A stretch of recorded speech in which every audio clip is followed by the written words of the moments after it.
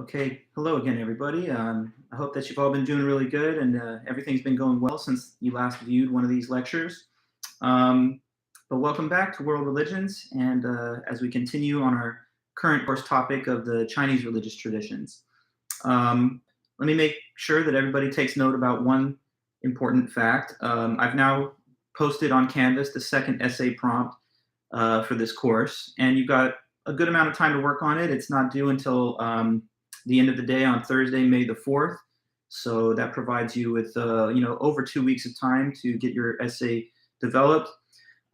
You'll see the detailed instructions in the document that I posted itself, but just for your information, it's asking you to compare and contrast the Abrahamic religious traditions with the religious traditions that originated from India. As I mentioned in the document there, and you'll see this if you open it, it says that you can pay particular attention to a single member of each. So like you could focus on one of the Abrahamic religions and one of the originally Indian religions, but feel free, if you like, to make reference to the others as you see fit in crafting your overall analysis. And as always, if there's any student that at any point would like to have any guidance, feedback, or help, please don't hesitate to reach out to me, and I'll be sure to assist and provide whatever I can for anybody that wants to have any help. So with that little just class announcement kind of now out of the way, we're going to continue to work through our current course topic, which is the religious traditions of China. And what those are, again, are Taoism, Confucianism, Buddhism, and the Chinese popular religion that kind of pervades throughout the Chinese understanding of all the other three. So last time we got this started by learning a little bit about the origins and the historical development of these traditions in China. And as well, we learned about aspects of the divine that are found in them and in Chinese traditional thought. So there's also one other historical little fun fact that I forgot to mention last time that I thought would be something at least interesting for you to know. So remember I talked to you guys about the brutal first emperor of China, Qin Shi Huangdi. So I'm just typing the name again here in our chat.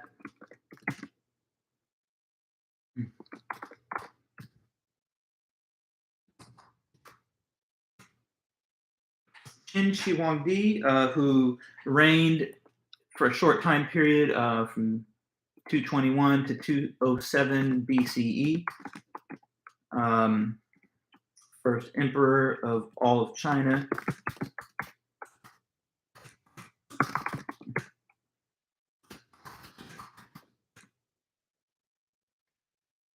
So about this first emperor, I told you about the fact that he was historically unpopular because of the brutal way that he reigned, executing a lot of scholars and banning a lot of books.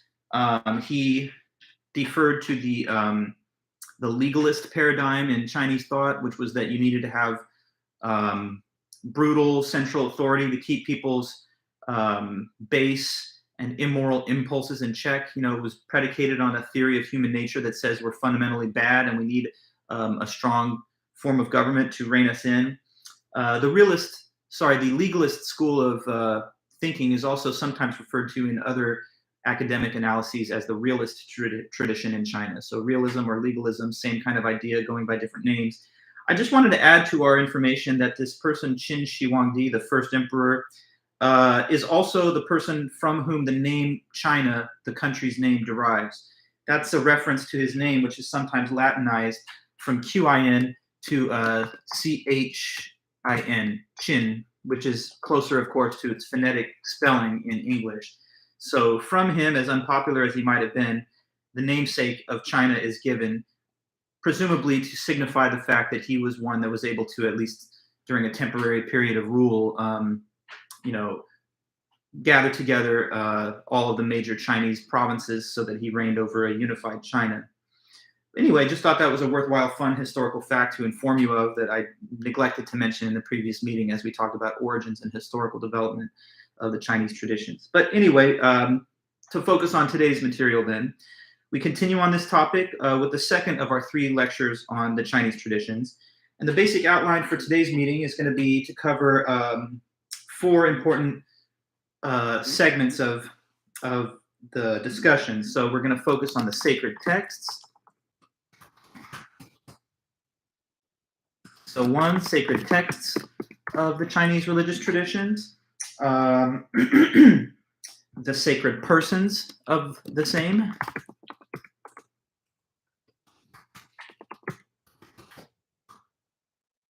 Okay, the third major topic for today's meeting will be sacred spaces.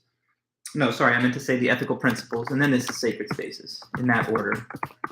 So the ethical principles and moral values and beliefs of the Chinese traditions and culture that structure religious and cultural thinking. And finally, these sacred spaces. And we'll talk, of course, about all these in great depth, but the sacred spaces including temples, monasteries, and sacred features of the geography and landscape of China.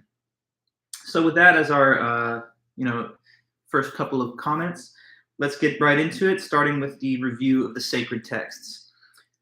So most of the sacred writings of the Chinese traditions are not considered to be the divine word of God.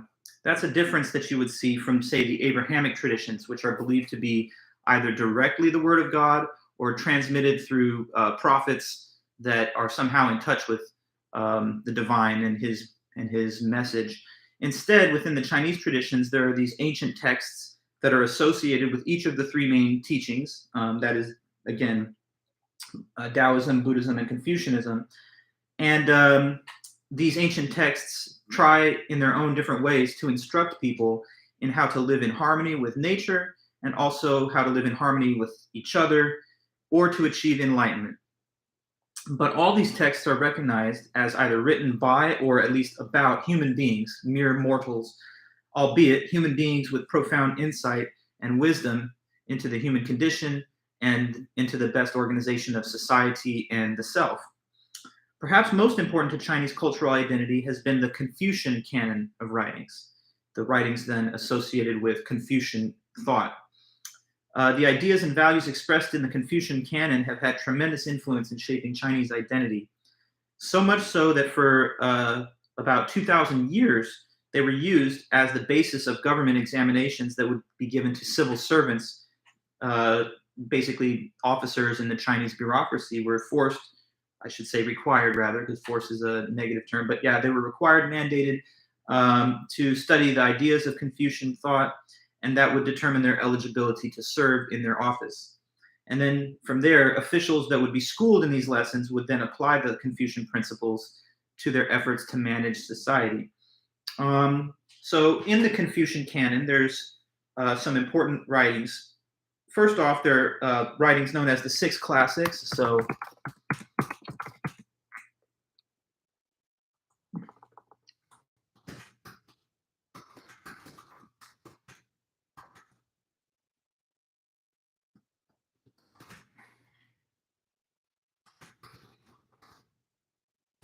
classics and the 4 books.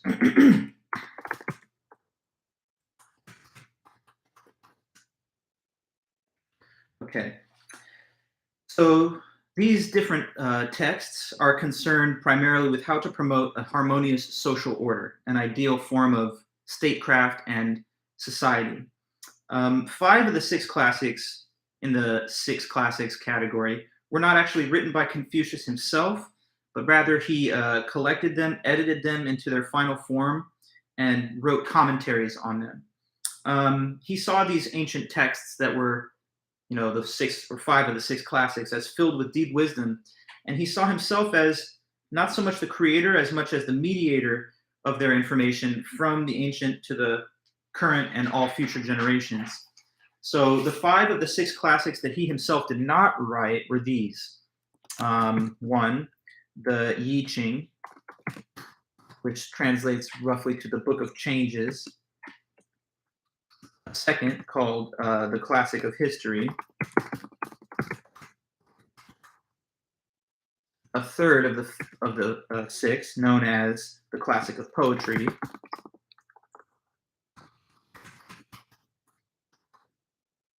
The fourth, the Book of Rights. Rights, not in the sense of human rights or right and wrong, but rights as in like rituals. So the Book of Rights, Rites instead of Right, different spelling. And then the Classic of Music.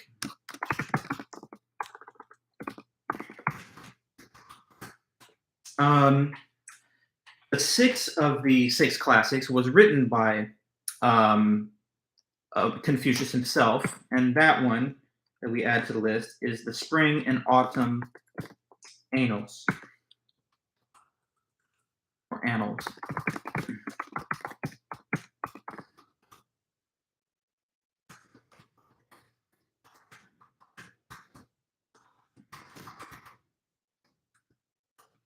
So he edited and commented on the top five that you see there that he, inherited from the ancient writings.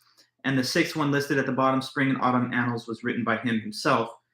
The five earlier mentioned texts were written during the early part of the Zhou dynasty, which began in the 11th century BCE, began in 1050 BCE. Confucius drew on these different texts to refine and perfect his own ideas about how to live a moral life and how to build a harmonious society. So there's a little interaction between the classic texts and then Confucius's own commentary and contribution to them. We can think of it as him harnessing their wisdom and adding to it with his own comments.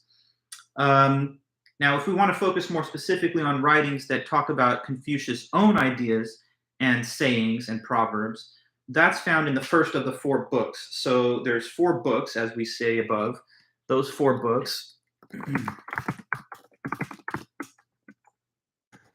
Four books are, first of all, the Analects, and then the Mencius. The third of the four books in the Confucian canon is the Great Learning. And the fourth is known as the Doctrine of the Mean.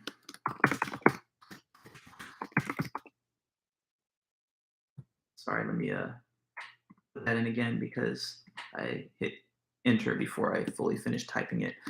For the Doctrine of the Mean. Okay, let me speak to you about some of those.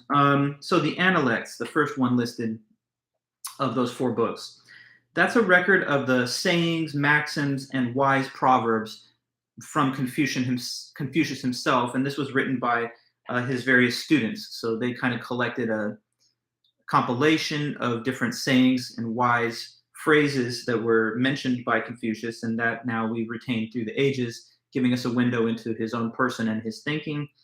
In these accounts, he argues that the habits, the manners, and the values of the early Chinese rulers helped to give a model for how best to live our lives and to perpetuate a just and well-ordered society. He kind of looks to the earlier era of Chinese rule in the ancient period that these texts were written in, the six books, as a sort of golden age that we can learn a lot from and apply the methods of statecraft and social harmony to the current day and to future generations too. So we kind of see this theme time and time again in the Confucian writings, the central preoccupation with society and a philosophy of how best to promote an ideal social order. The other three books mentioned, the Mencius, the Great Learning, and the Doctrine of the Mean, also emphasize the same themes of social order and harmony and how best to achieve it in life and in the world. Since all of the Confucian texts are written in a very stripped down and austere classical Chinese style of writing, a tradition of scholarly analysis has developed to more fully interpret them, because as written, they're often quite abbreviated and they withhold a dense amount of knowledge, information, and wisdom, but in some cases you have to really peer deeply into them and write a more full-blown analysis to capture their most revealing insights. Switching from Confucian to Taoist sacred literature, in Taoism there are also some important texts. The two most central are these.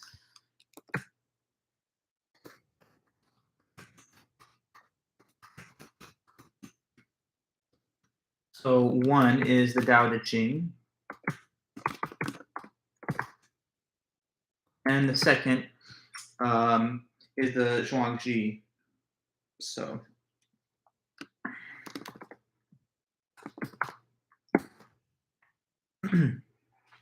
so about the Tao Te Ching. The Tao Te Ching, well, first of all, about both. These Taoist texts have also had a significant impact in shaping Chinese thought and cultural identity, aside from the influence and impact of the Confucian writings as well. The Tao Te Ching was written by Taoism's founder, Lao Tzu. And I know we've mentioned his name before, but just to make sure it's still familiar to us. Founder of Taoism, Lao Tzu, he wrote the Tao Te Ching. And what it urges or emphasizes is that we ought to achieve harmony with nature and the cosmos by perceiving the Tao of nature, which means the way of nature, and practicing Wu Wei, meaning non-interference with the Tao and non-interference with nature. So this is a major guiding concept throughout Taoist thought. Wu Wei is non-interference, and that's what we need to try our best to live by. Not interfere in what? The natural order of the world and the cosmos. To perceive its order, flow, and pattern, and move with it gently and gracefully, instead of somehow being an obstacle or an impediment to it, interfering in it. So by merging with the Tao and not resisting or standing in its path or interfering with it, we can become a part of nature's order and way, instead of standing contrary or opposed to it. And that allows us to be in tune with all things, with nature, and ultimately to live in harmony and peace. Doing that means that you are graceful, unforced, accommodating to the circumstances, and perceptive at all times. It's a famous analogy that's sometimes offered in Taoist thought, because these are obviously heady and somewhat abstract ideas, but one metaphor or explanation that helps get a window into the way of living this lifestyle is to try and imitate the characteristic of water. Be like water, meaning that you make way for things and you flow effortlessly within and around all obstacles. But yet, water, as gentle and supple as it may be, is also something that bears amazing strength, because it, in its own way, can conquer stones, mountains over time by shaping them with its flow.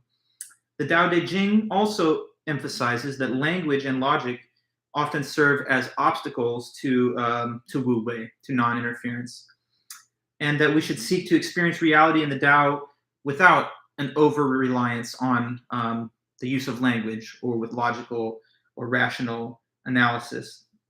Those things, they say, can sometimes prevent you from fully appreciating the Tao and from moving in its flow. Like in Confucian thought, we see a shared emphasis or concern in Taoist thought with achieving harmony, but the emphasis is slightly different in its placement. Now, it's not to find harmony in a perfected social order or hearkening back to a golden age of ideal government, but instead in a pattern and order of nature that you should try to merge with and not frustrate, as with the Tao. Now, the second text mentioned, the Zhuangzi, is named after its author. That's another early Taoist scholar, and he also urges us to find harmony with nature. The Zhuangzi emphasizes the beauty and variety of the ever-shifting forms of nature, the way that clouds break and take different shapes, that the waves break at the water's edge and another one rolls in, or that stars form in the expanse of space and coalesce to eventually generate these amazing sources of light, that there's an ever-perpetual process of creation and destruction, but that it's beautiful and endless in its variety. The Zhuangzi emphasizes that we appreciate and value this as the source of value, that the health that we can experience in our spiritual lives comes from being aware of the beauty and variety of the ever-shifting forms of nature, to place that as the source of true value rather than what humans impose upon nature in our earthly lives. The Taoist thought, and it's emphasized especially in the Zhuangzi, tells you that life and death are both part of nature's process. And in that way, they should therefore both be embraced with equal respect and reverence, as all of nature is the subject of adoration and reverence, not just the parts that are serviceable to life. Chinese Buddhism, now moving from our Confucian to Taoist to Chinese Buddhist scriptures. Chinese Buddhist writings show how Buddhism from India was adapted to reflect Chinese cultural beliefs and values. Now, there is, of course, a wide body of existing Buddhist writings that existed well before the introduction of Buddhism to China, since, as you guys know, Buddhism dates back to the life of Siddhartha Gautama, and that's about 600 BCE. Buddhism doesn't really arrive in China until around the turn of the Common Era, 600 years later. So there was already a corpus of writings in the Indian Buddhist tradition, for example, the Pali Canon, that's still doctrinal for Theravada Buddhists. But one of the particularly important writings to the Asian branches of Buddhism is the Lotus Sutra. So the Lotus Sutra, we briefly talked about it in our lessons on Buddhism, but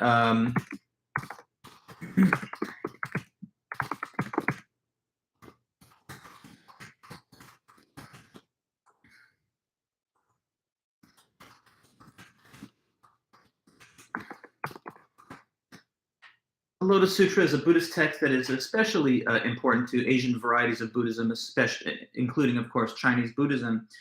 The Lotus Sutra, and the reason that it has this kind of appeal to the Asian sensibility, is that it claims that all the Buddhist schools of thought, whether it be Mahayana, Theravada, Tantric, Pure Land Buddhism, it says that all of them ultimately express the same underlying truths, and that any of them can be used as a path toward the ultimate goal of enlightenment.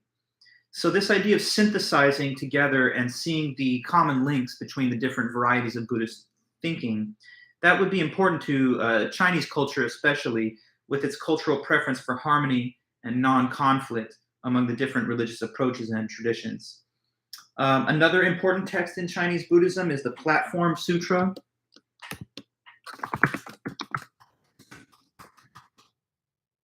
So just another Buddhist text that's also revered in China. And the reason in this case, this one actually was written in an entirely Chinese cultural context, so it originates in China.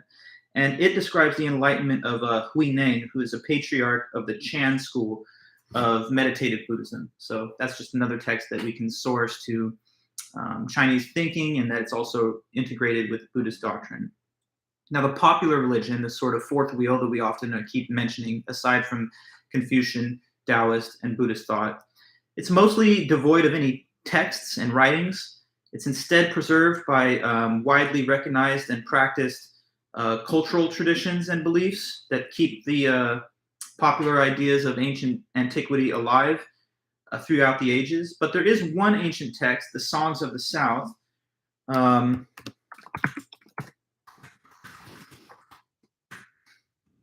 century BCE.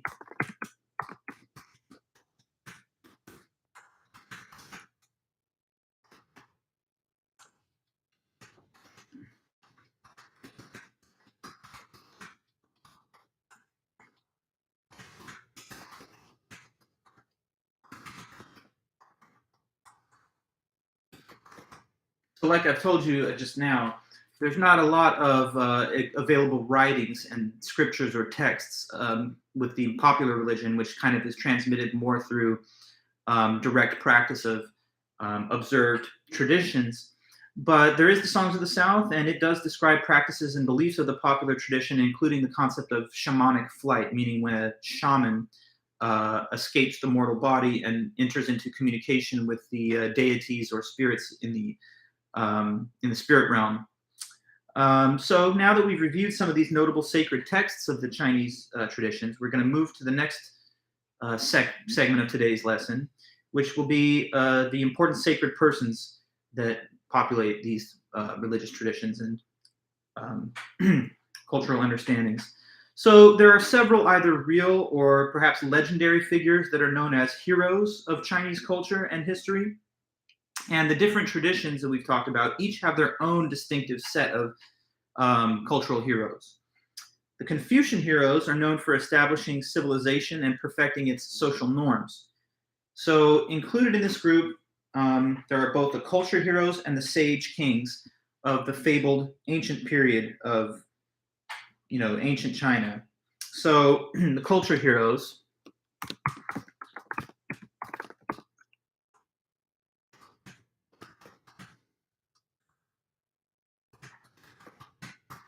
That's from way back in the past, from the 29th century BCE. So we're talking about like, almost 3,000 years before the Common Era until the 25th century BCE.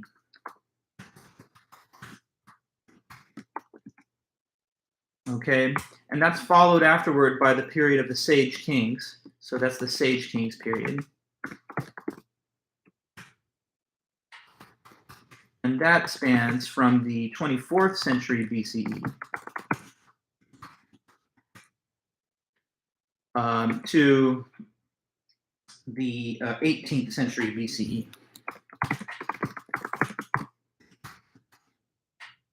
Okay, so in Confucian thought, both the heroes from the culture heroes time period and the wise and enlightened kings that presided during the Sage Kings period are subjects of reverence and honor.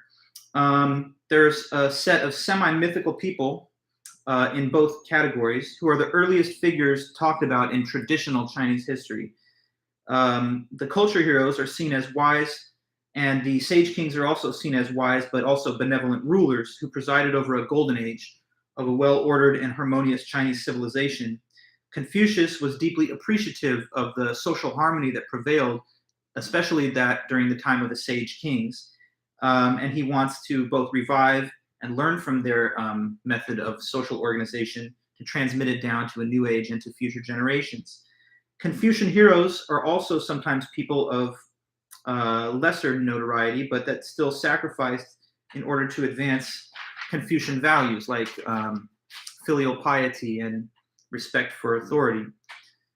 Taoist heroes are celebrated for attaining knowledge of the Tao and self-mastery and attunement to the way of nature. Both types of hero have the common feature of contributing to advancing harmony. For the Confucian heroes, it's social harmony, and for the Taoist heroes, it's harmony between man and nature. Often the heroes from the different traditions would later be canonized as deities in the celestial hierarchy of the popular religion. Once again, we see the intersecting boundaries of these different traditions. For example, let's go into some of the important heroes mentioned. The military hero Guan Di served during the Han Dynasty, which spanned from 206 to 220 ACE. So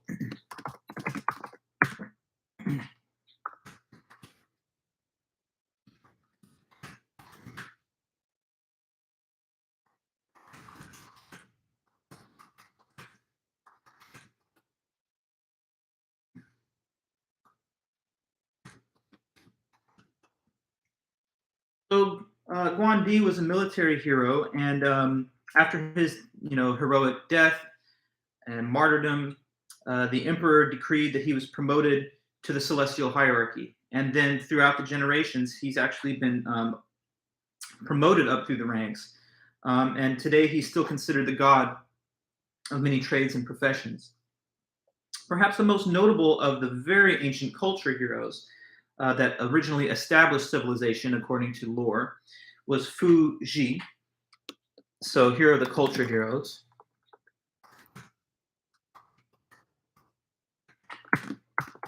Fu Xi. I'll just list them first and we'll talk about each one. Fu Xi is from the 29th century BCE.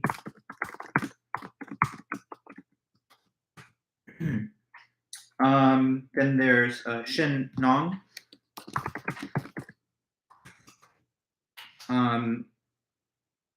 Then let me get the dates of Shen Nong's time. I believe he's just in the 28th century BCE. Yes, 28th century.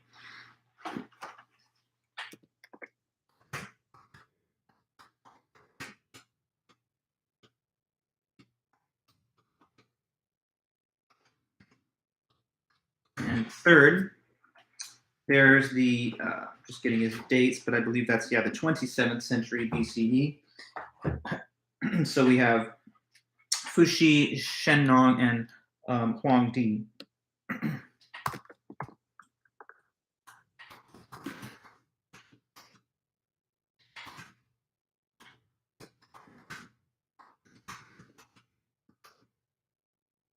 Okay, so this is way, way, way back in the ancient period. The earliest accounts that exist of Chinese history begin basically with these so-called culture heroes. Fuxi, 29th century BCE, that's like the year 2800 BC.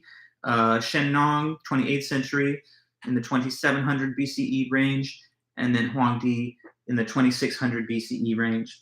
And they all have their interesting own mythical or semi-mythical contributions to Chinese culture and civilization. So starting with Fuxi. Fuxi is known as the ox tamer.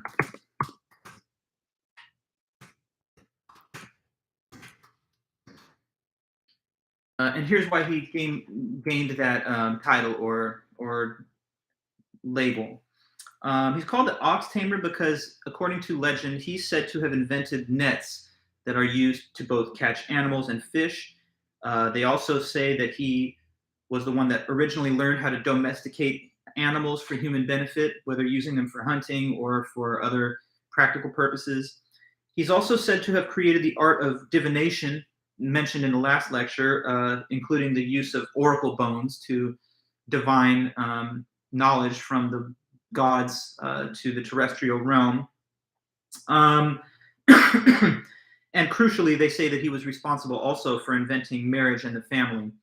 So, I mean, obviously, in this case, we see perhaps a blurring of lines between straight history and fact with cultural myth.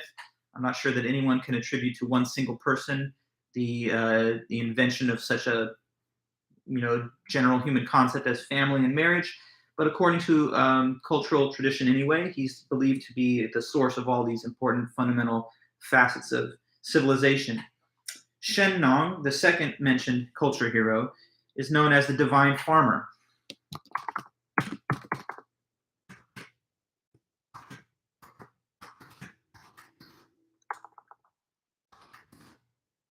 Shen Nong, the divine farmer. And why does he have that label for himself? He's another of the culture heroes known as the divine farmer. The reason is because they say he invented the plow and that he taught humanity how to do agriculture, how to grow fruits, vegetables, plants, rice, for human consumption and survival. He's also credited with discovering medicine by discovering the beneficial and toxic attributes of various plants. So that's his kind of legendary contribution to the fundamentals of society. And the third major culture hero, Huangdi, is known as the Yellow Emperor. So they each have their kind of own little side designations or monikers. The Yellow Emperor, that's Huangdi.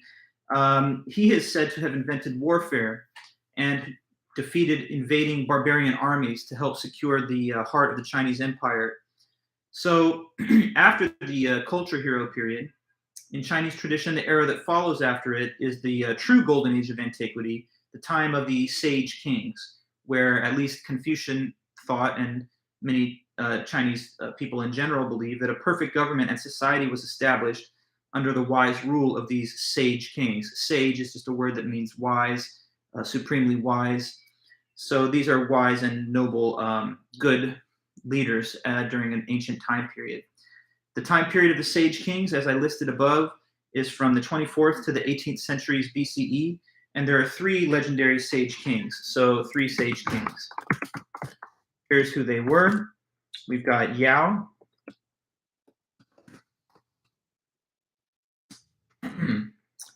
Shun, and Yu.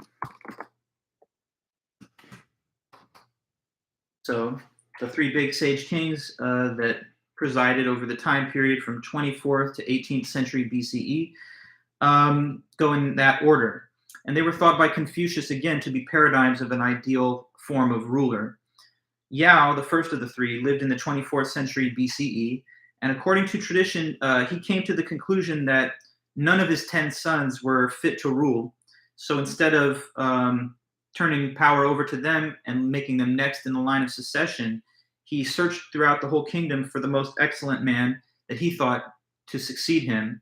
And the main quality that he was looking for was a quality we've mentioned earlier, filial piety. Again, reverence and honor of family bonds. He found this type of person in Shun, the second of the sage kings.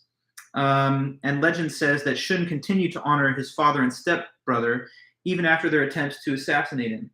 Shun then became king, and later he bypassed his sons as well in the same way that Yao had done, and handed the succession to the third sage king, Yu. Sorry, just opening my book here to our chronology. Yeah. In turn, that's handed over then to Yu, and he's thought to be another example of the Chinese ideal of a good ruler, one who brings about order and harmony between nature and humanity, and between the members of society. Some know Yu as the controller of floods. So just a fact about Yu, the sage king.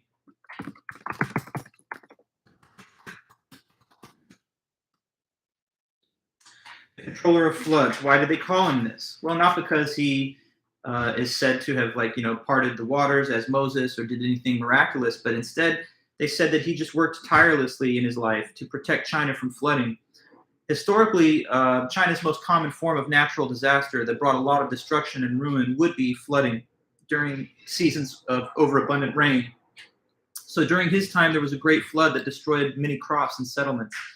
And so Yu, according to legend, carved up the river that caused the flood and created, by doing this, 9 different inhabitable provinces. He worked so hard that they say that for a whole decade he didn't get to visit his own home or even see his own young children.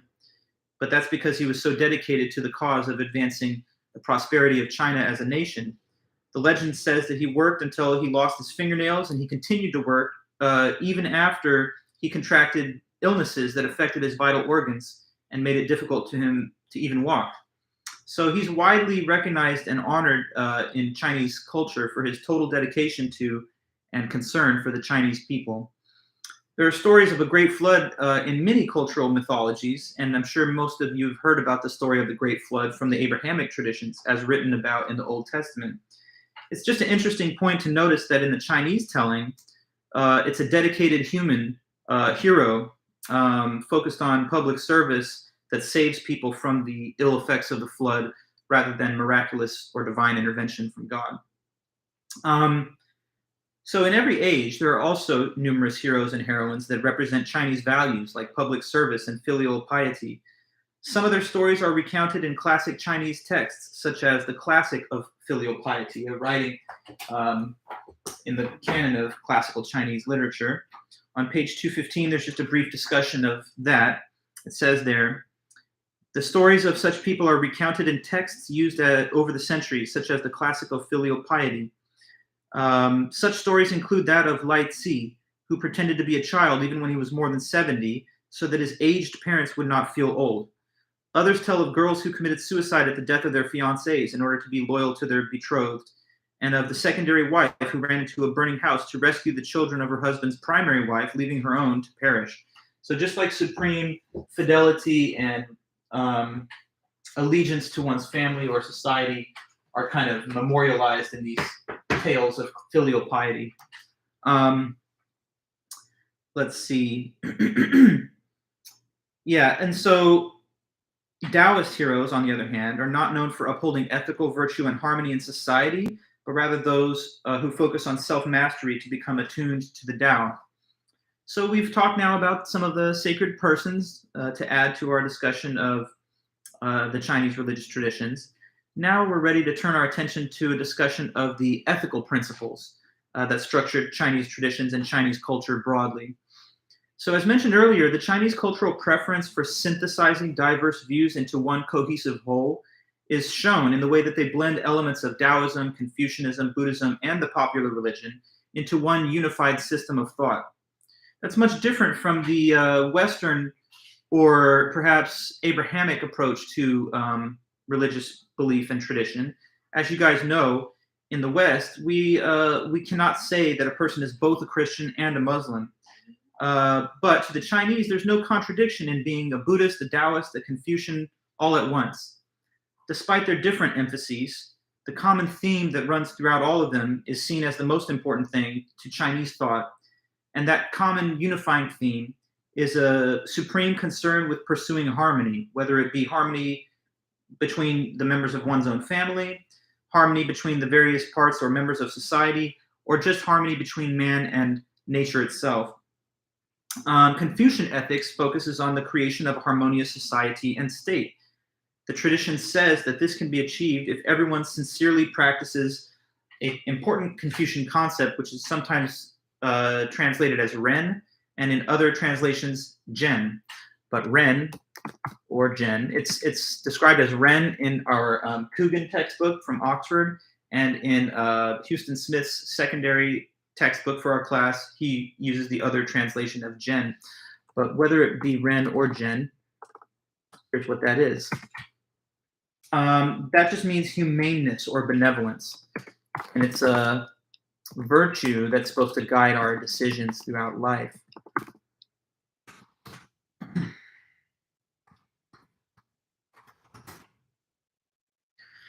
So the superior person, a concept that's often described in Confucian thought, the kind of person that we should strive to be, means that we're going to live according to this value at all times, Ren, or if you like, Gen.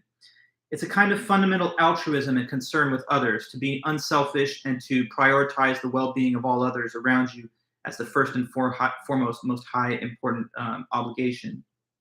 Confucianism says that we should regulate our social and familial bonds by applying Ren to the appropriate dynamics of the so-called 5 constant relationships. So there are 5 constant relationships in Confucian thought that we need to be especially attentive to, and to, occupy our role in those relationships in the appropriate way. So the 5 constant relationships are listed on our page 217, and I'm just going to tell you what they all are. So we have these 5 relationships. That between father and son. So I'm going to list them by number, actually. So there you see the subject heading. Now the first, father and son. The second, emperor, ruler and subject, like emperor and citizen. Third, husband and wife. Fourth, older and younger brother. And then the fifth, between friend and friend. So how well society is ordered, how much harmony that it is able to achieve, depends upon whether or not people in their individual lives are properly observing the dynamics of these 5 constant relationships. Importantly, in each one of them, the parties to the 2 sides of the relationship are not considered equal. It's supposed to be that, for example, the inferior in the relationship shows more deference and reverence to the superior member of the relationship. So like a son owes a father respect and obedience, as a father owes them kindness and generosity. So the roles that pertain to the 2 sides are complementary, but they're not predicated on the idea of equality. The only one of the 5 where there is a measure of equality is the 5th, friend and friend. And even then, it's only among friends of the same age. If there's one that's older and one that's younger, then the older friend is to be deferred to by the younger friend. Confucian ethics does not rely on the notion of divine rewards in the afterlife to motivate adherence to the proper social code. So it doesn't say, God is waiting to punish or reward you depending on how well you follow these principles. But nonetheless, the heavy emphasis on filial piety in Confucian thought has had a significant influence on the practice of venerating the spirits of your ancestors. That's a staple of the popular religion. So as much as Confucian thought does not emphasize the afterlife per se, the priority that it places on honor for one's relatives and family members has kind of made an impact on the practices of the popular religion, which include the veneration of one's deceased ancestors. In the popular tradition, whether, for example, you become in the afterlife a benevolent and contented ancestor or a malicious ghost depends on whether you have living male descendants that are paying the proper respects to you after death.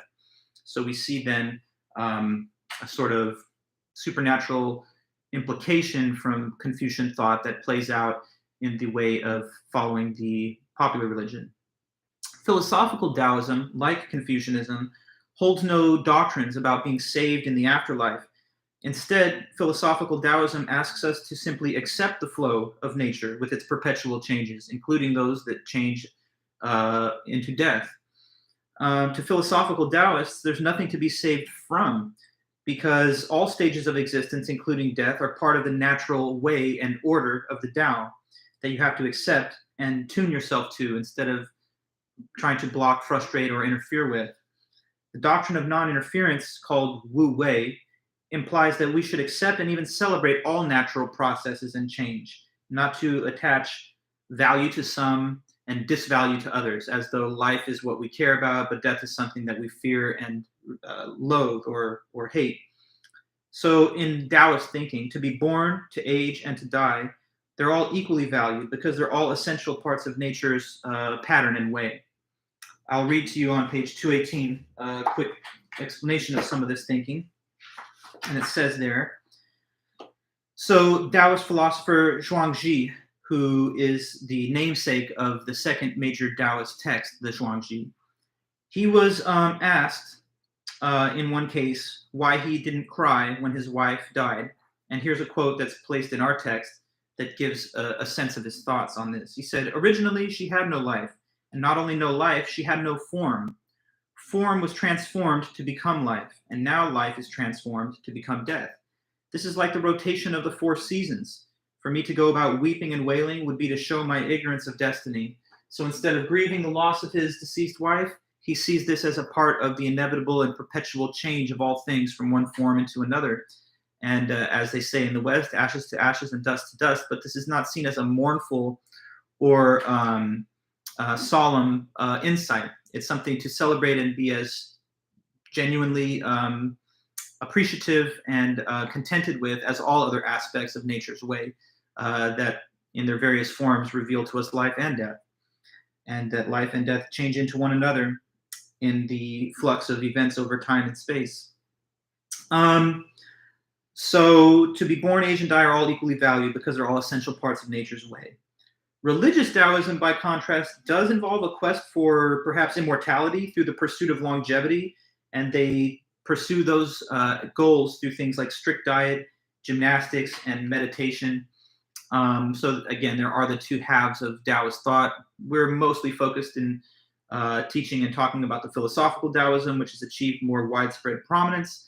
But religious Taoism does have some supernatural elements, including the belief that one can attain immortality through proper practice. Buddhist ethics, with its law of karma, as we know, was integrated into Chinese thought as well. And the idea of karma is seen as just another justification for acts of kindness and compassion and service to others that are highly valued in the social harmony emphasis of Chinese thought. To Chinese people seeking salvation, more than just enlightenment, the Pure Land sect of Buddhism offers a popular option. As we've talked about in previous meetings, in the Pure Land sect of Buddhism, if you sincerely invoke the name of the Buddha of Light, Amitabha, or in the Chinese version of it, Amituo Fo, if you sincerely invoke the name of the Buddha of Light, this can result in you being saved from being reincarnated in hell, and instead to be reborn in the Pure Land, where the Amitabha Buddha presides and rules. This is appealing to the average person who can't complete the rigorous and isolated life of a devout monk living in a monastery. So that's something that's actually a quite popular sect of Buddhism in Chinese thought for those seeking salvation, but without the means in terms of time or otherwise to dedicate their life completely to Buddhist meditation and monastic life. Chan Buddhists, on the other hand, emphasize the pursuit of enlightenment rather than salvation. And that is, again, the deep awakening that reveals the true nature of things to the Buddhist. Chan Buddhism says that anyone can achieve enlightenment because we all have within us the Buddha mind. And they say the Buddha mind can be awakened inside through proper training and proper meditation. One method to do this is by means of the koan. We've talked about the koan, I think, at least once briefly before. But these are strange kind of riddles, almost nonsensical riddles.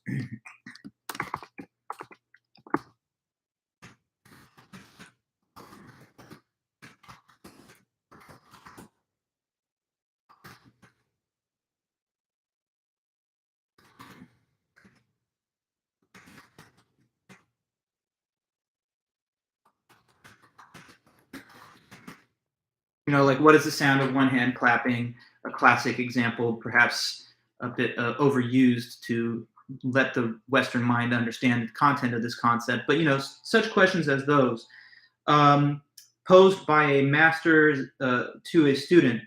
The student then attempts to give their best answer after deep reflection and meditation on the question.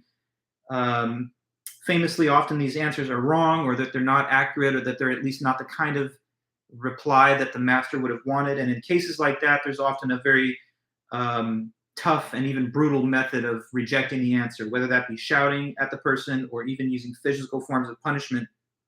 That process of the cone is said to help a person let go of the burdens of their logic and rationality, and so that they can finally grasp reality and its ultimate truths without the pest of logic and reason interfering with our deeper appreciation of all things and how they work. In Taoism and Confucianism, meditation is also valued, not just in Buddhist tradition, but in Taoism and Confucianism as well, as a practice that helps one to reflect on the teachings of those schools and to attain their insights as well. In Confucian thought, they prefer to use the label of quiet sitting rather than the phrase meditation, but it really amounts to basically the same thing.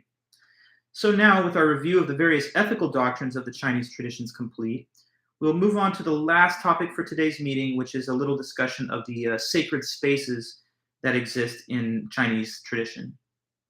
Sacred spaces in Chinese religion can be found either in temples and shrines, in the home, or simply in nature itself. The temple is for community worship or acts of service and sacrifice to the gods. Though many such temples in China are labeled as Taoist by name, they're often not exclusive to Taoism, again reflecting the attitude of synthesis that pervades all Chinese religious thought. So if you go to one of these temples that's nominally Taoist, you might see statues not just of Taoist figures, but also of the Buddha or other bodhisattvas or of Confucius or of various deities that have been enshrined in the celestial hierarchy of the popular religion. Worship at these temples can include the giving of offerings to the spirits or deities. That could be food, incense, and in some cases even money, which we'll talk more about in the next meeting. In other cases, a community may gather at a temple for not just worship, but to engage in festivals and cultural events like those, such as the Chinese New Year. Temples are built by private donations, not state funding. There are Taoist or Buddhist priests who are sometimes brought in to preside over special ceremonies. Sometimes also a spirit medium is included who is said to be able to speak on behalf of a given deity or divine figure. And aside from these religious and cultural functions, temples are also centers of community social life and interaction. So aside from their religious significance, they are also simply places where people can gather, talk, enjoy food, music, and other festivities. Now, as mentioned, in the popular religion, deities are ranked in a hierarchy that mirrors that of the Chinese imperial bureaucracy. As such, temples where these celestial officials reside are built with architectural elements that are similar to those of the imperial bureaucratic architecture. For example, the doors will be painted red, and auspicious-looking stone lions are guarding the entrances. The temple is also designed to symbolize the universe, with a square base that represents the earth and a domed ceiling that represents the vault of the high heavens.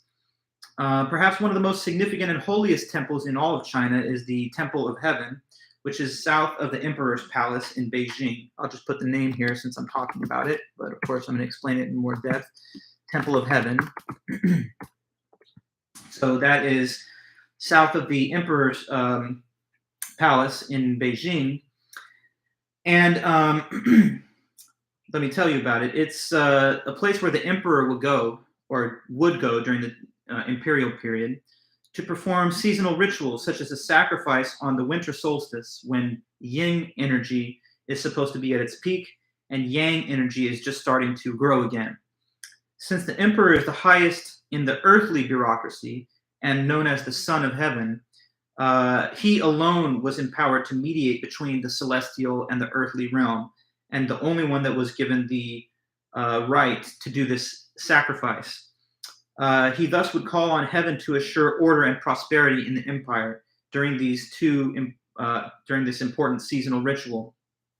Commoners, everyday citizens, would not even be allowed to watch the emperor do this, nor even watch his movement from his palace with his entourage to the temple.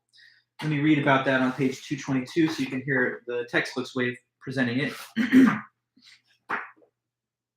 It says, the temple of heaven was sacred ground. Commoners were not allowed even to watch the silent procession of the emperor and his entourage from the imperial palace to the temple. At the sacrifice on the winter solstice, the emperor offered incense, jade, silk, and wine. He sacrificed a red bullock, symbolizing Yang, and prostrated himself 9 times before the altar to heaven. The emperor received heaven's mandate to govern on the basis of his proper performance of the rituals and his continued virtuous rule for the benefit of the people. His fulfillment of his duty ensured the successful growth of crops and the continuation of order in the empire. But if heaven was not satisfied with the emperor, the harmony and regular rhythms of the natural and human world would be disrupted. Portents of chaos such as inundations, earthquakes, famine, drought, and uprisings indicated heaven's displeasure, and if they continued, they could ultimately legitimate the replacement of the dynasty. They talk also about its architecture, the ceiling of the Temple of Heaven. Like all buildings in the temple complex, it has a square base and a round vaulted ceiling symbolizing earth and heaven. And you can sort of see here an image of the ceiling as viewed from below in our textbook. Just fantastic and marvelous, detailed, rich, ornate architecture with a lot of religious and cultural symbolism. This interesting idea of the mandate of heaven shows that there was an idea in Chinese ancient history even that there's only the right to rule when you have somehow got consent of the governed, or only when you're ruling in a way that advances the interests of the state. Far before democratic systems of government instituted the same idea, although we see the historical playing out of that, whether we or Chinese culture has lived up to our highest ideals in that sense. China also has many of the by now familiar to us Buddhist monasteries and shrines to the Buddha and to other bodhisattvas. So we know all about the nature and structure of those buildings from our previous meetings on Buddhism. There are some Confucian temples as well. In them, members of the Chinese government would honor Confucius as a human, not as a god, but they would honor him in 2 yearly sacrifices, one in the spring and one on the fall equinox. The Confucian temples are also interesting with their architecture because they're completely symmetrical inside. Each wall of the Confucian temple is a perfect mirror image of the wall facing the opposite side. And that's supposed to be a symbol of the order and the logic of Confucian principles and the way that they, create a well-ordered society, a rationally well-ordered society. As well as these temple buildings, there are numerous natural features of the landscape in China that are also believed to be sacred, such as certain mountains, rivers, or caves. There are 5 sacred mountains, one of which is Mount Tai, and that's perhaps the most important.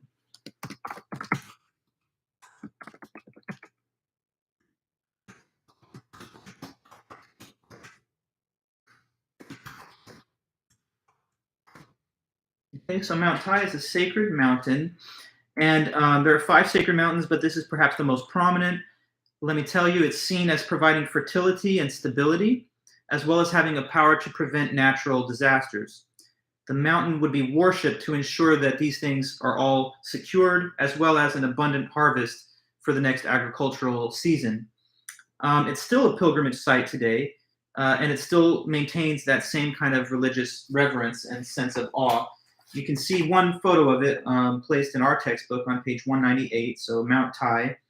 This is showing pilgrims climbing to the temple that sits at its peak. And again, that's an important site, but you can sort of see the sort of majestic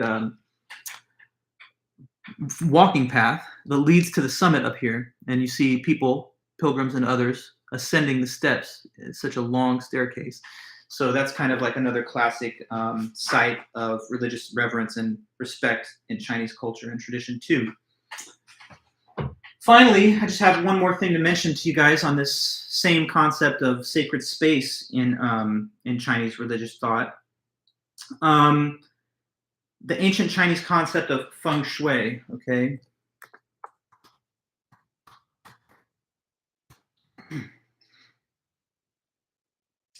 Feng shui. And what that means is um, finding the most auspicious and spiritually beneficial place to place objects and things. So,